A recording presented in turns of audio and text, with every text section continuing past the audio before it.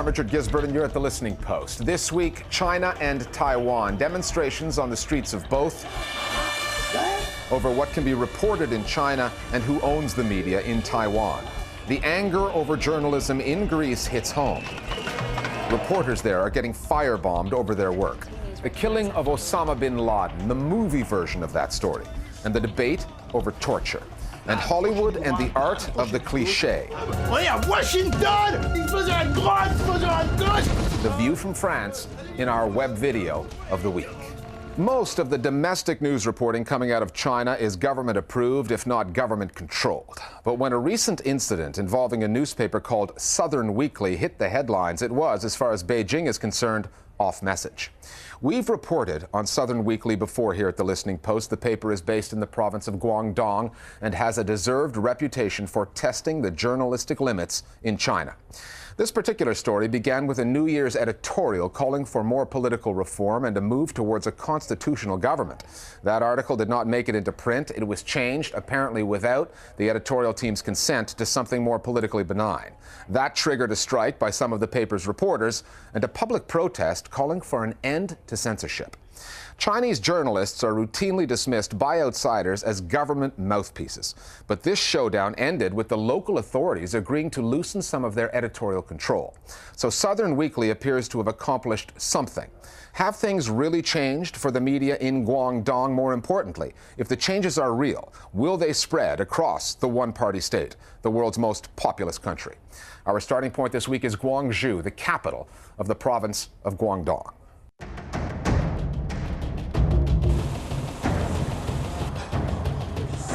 I think the thing you have to realize with media in China is that it's one of the key battlegrounds.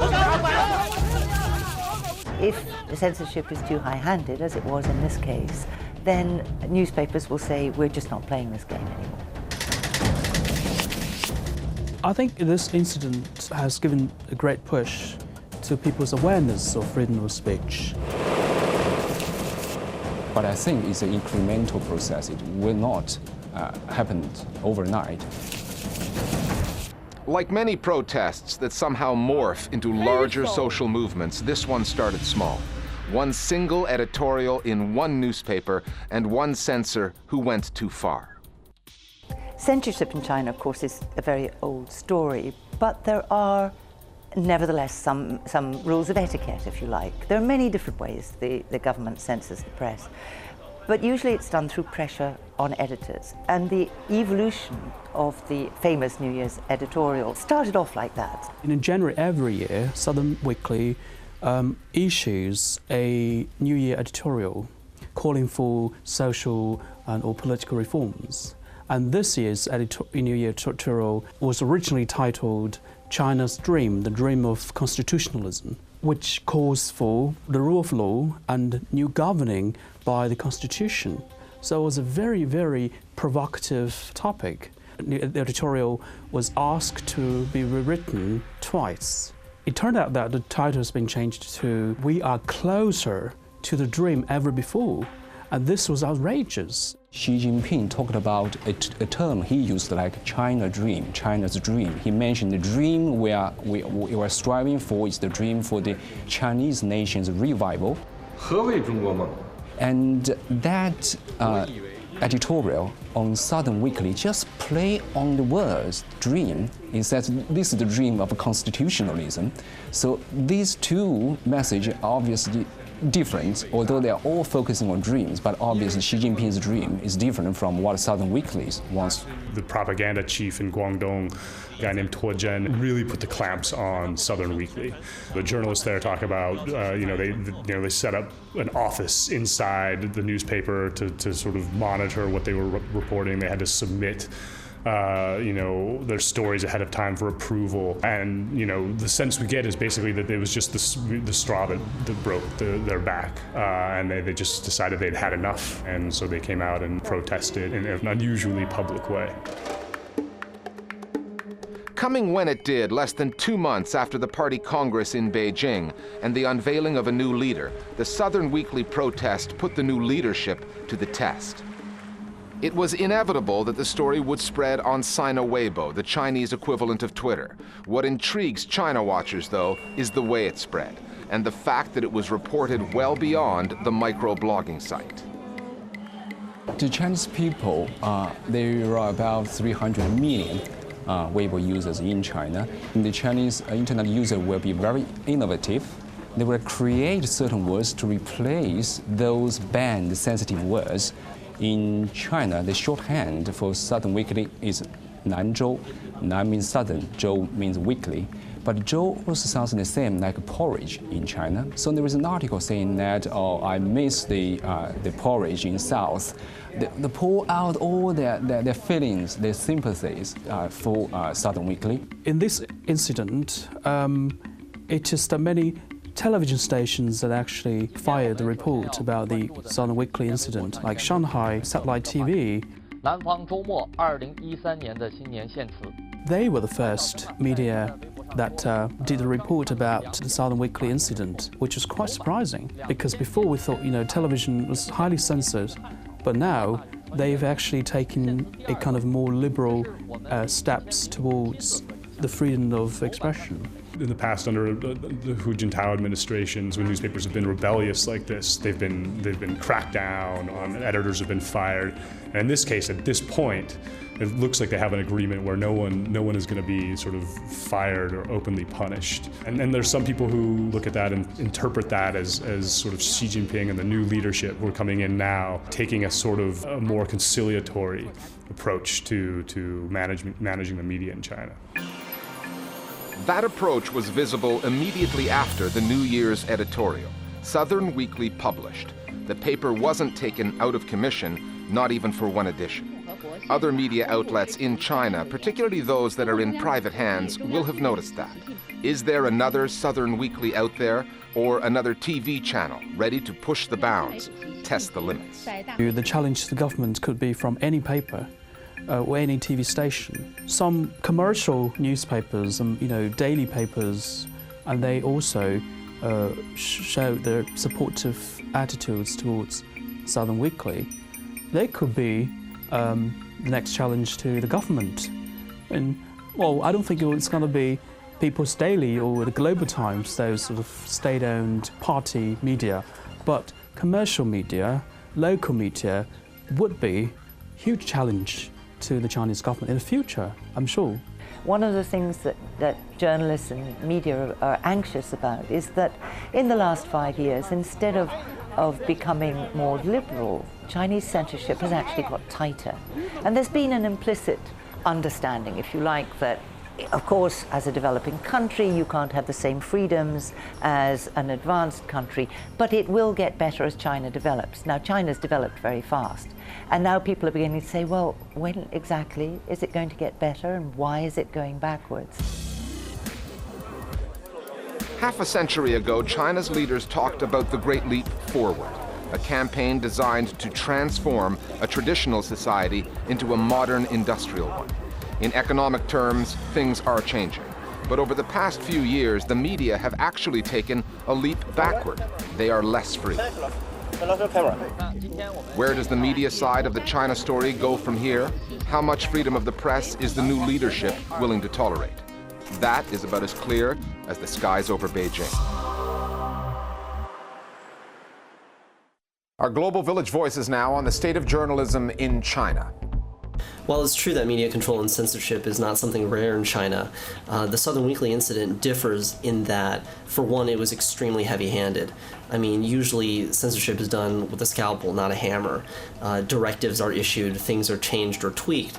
But to change authors and editors' words outright and then publish them without their consent is not only very rare, but it's very glaring and obvious. Southern Weekly, as a free-spoken publication in China, lives with censorship. Usually when it strikes, the journalists just move on. This time, they expressed their side of the story, and they left the newsroom. Perhaps because the censorship was unusually invasive. Perhaps because they felt that the government could not frame a call for constitutionalism as political subversion, not without losing legitimacy. We're always looking for new faces for the program. If you'd like to share your thoughts on the news media as one of our Global Village voices, get in touch with us on Facebook or send us a tweet. Our Twitter handle is @AJ Listening Post. Also, don't forget our free video podcast. It's on iTunes. Just go looking for the Listening Post, Al Jazeera English, and you'll find us there. Time now for Listening Post News Bites. Staying with Southeast Asia for a moment, Taiwan's President Ma Ying-jeou is facing criticism for allowing Chinese interests to take over Taiwanese media companies.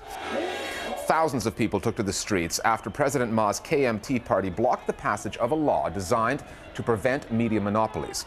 That cleared the way for a deal being brokered by a pro-Chinese media consortium, the Want Group, to acquire the Taiwanese assets of Next Media Limited. We've covered Next Media's work on our show before. Their animation house posts online videos satirizing news events and public figures. They posted this video about the Chinese Communist Party Congress in Beijing in November of last year. 但任何关于18大的网络言谈都全面禁止。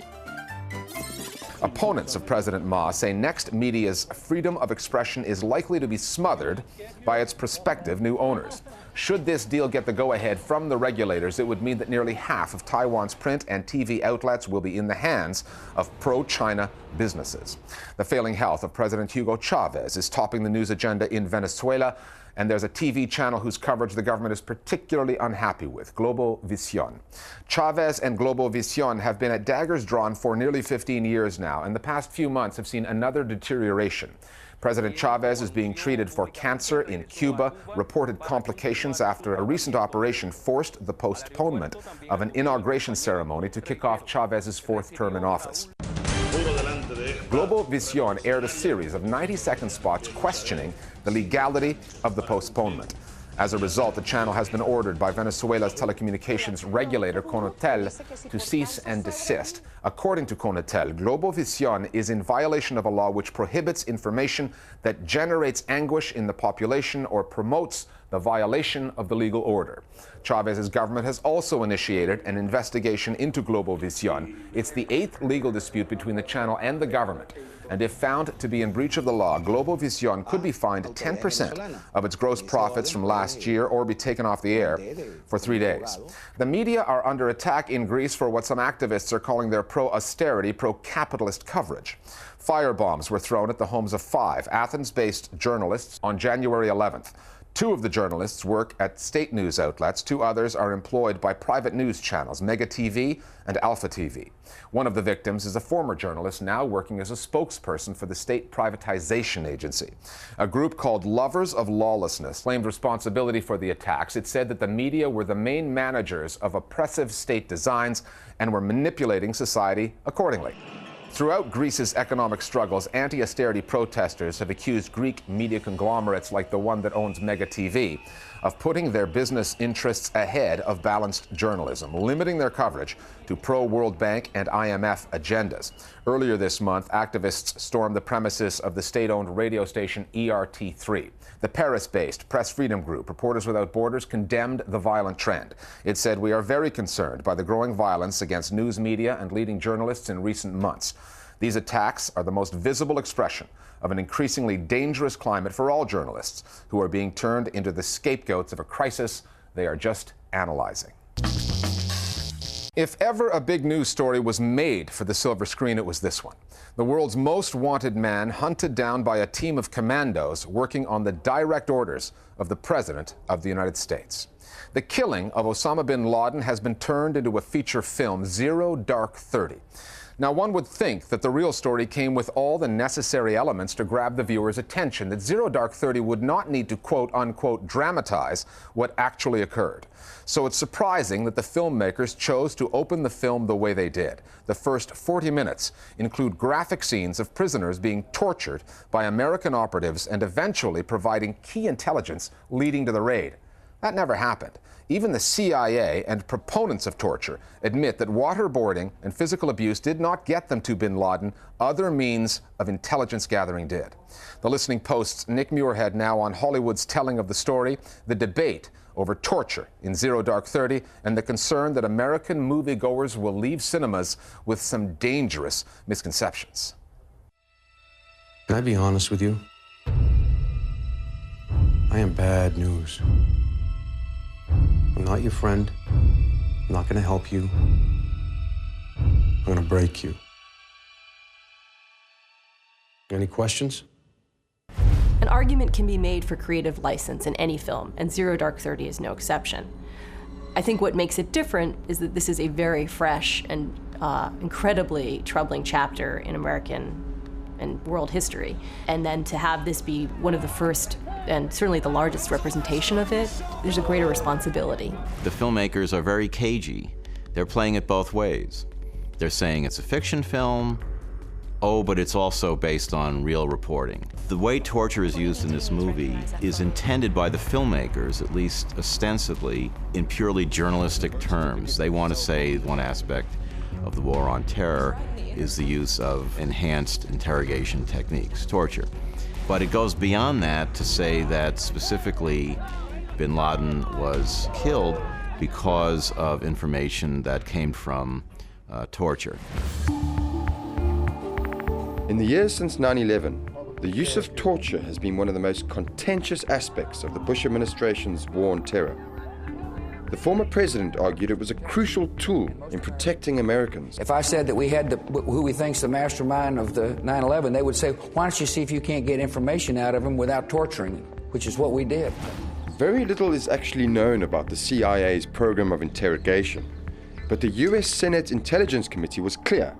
The implication made in Zero Dark 30 that torture helped lead the US to Osama bin Laden was flat out wrong. In a letter to the film's producers, Sony Entertainment, members of the Intelligence Committee said, "We believe the film is grossly inaccurate and misleading in its suggestion that torture resulted in information that led to the location of Osama bin Laden." Even the acting director of the CIA felt the need to weigh in. In a memo to his staff, he said, "The film creates the strong impression that the enhanced interrogation techniques were the key to finding bin Laden. That impression is false." If someone watches the film carefully, the subtle point is made that enhanced interrogation was always viewed as a problematic enterprise. But the larger impression is that Americans are tough guys when they need to be tough and will do whatever it takes. And that's okay, because these are good guys fighting the good fight. We take a lot of our history in the audience, for better or for worse, often for worse, from the movies. My concern at the time when I saw that film was, what are all these school kids watching this film going to think? It's like when you see something in print, well, it's got to be true. If you see a movie that's supposedly based on fact, you know, you may feel the same way.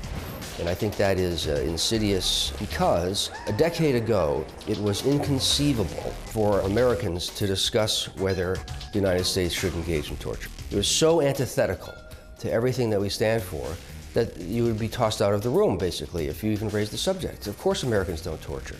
And now, a decade later, learned people can have supposedly rational discussions about the ostensible merits or demerits of enhanced interrogation. I can only imagine the outcry would have been much louder if we had a movie about this manhunt and it had no scenes of waterboarding in it. You would hear just as loud an outcry from people saying, this is a whitewashed story, this isn't the whole story, the CIA operated illegally, there were tactics that are used that are suddenly not in the film. They had to include that material because it's an unfortunate part of the agency's history, but it happens. And that's the director, Catherine Bigelow's argument. Certainly based on our research, that's part of this story. And to have eliminated it would have meant we would have been whitewashing that story. If whitewashing history really was a concern of the filmmakers, they could have shown torture scenes without leading audiences to believe that it actually worked. Because in the case of Osama bin Laden, all those involved in the manhunt say it did not. Critics of the film say that Bigelow and her team went way beyond artistic license. But in Hollywood terms, it was an unqualified success. The film grossed an estimated $24 million at the box office in its opening 3 days, and has been nominated for 5 Academy Awards, including Best Picture.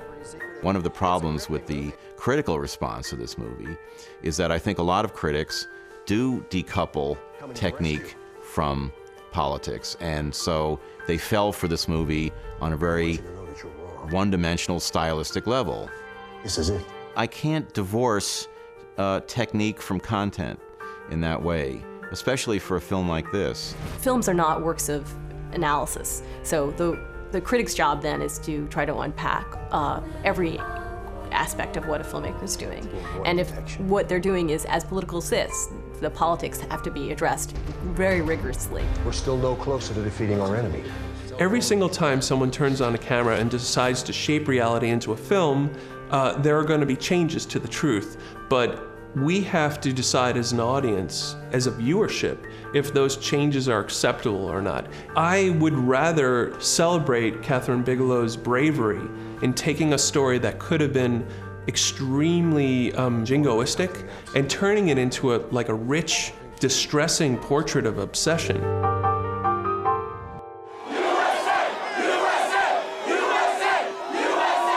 The killing of Osama bin Laden on May 2nd, 2011 brought an end to a decade-long hunt for a man who haunted the United States. The Hollywood version of the story says torture was key to finding him. It's a fictionalized story, but the medium used, film, is powerful. Powerful enough to leave audiences unsure as to where the truth lies. More Global Village Voices now on Zero Dark 30 and the torture angle. One of the main issues that has developed after the film's release is this backlash to its scenes of torture. And I think the problem is that it very reductively links the torture to information that led to the death of Osama bin Laden, when in actuality torture is a fairly futile practice and isn't necessarily as accurate as depicted in the film. So I just think that the criticism is really driven by the film's kind of moral irresponsibility about how effective torture is. Zero Dark 30 is a compelling thriller, which unfortunately many people in the United States are going to see. But it is very misleading about whether torture led the U.S. government to Osama bin Laden, and so it ends up being a propaganda film. It is not clear from the film that torture is illegal, immoral, ineffective, and unwise. It creates blowback against the United States and makes us more vulnerable to terrorism, not less. Finally, the video we leave you with relates to both of the stories that we featured this week, Hollywood and China.